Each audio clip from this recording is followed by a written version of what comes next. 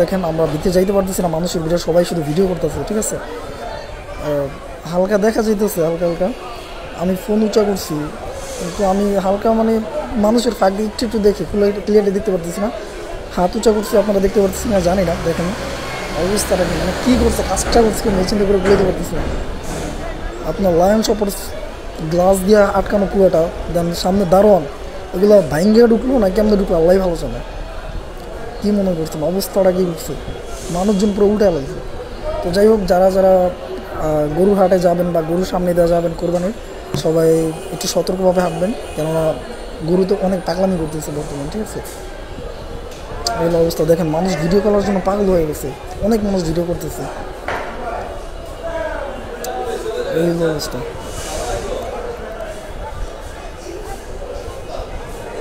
দেখতেই দেখেন গরু নামানোর এক পর্যন্ত, গরুটা কীভাবে নামায় এত মানুষের মাঝখান দিয়ে, কী পাগলামি করে না করে, এটা শেষ পর্যন্ত আমরা দেখাবো, ঠিক আছে।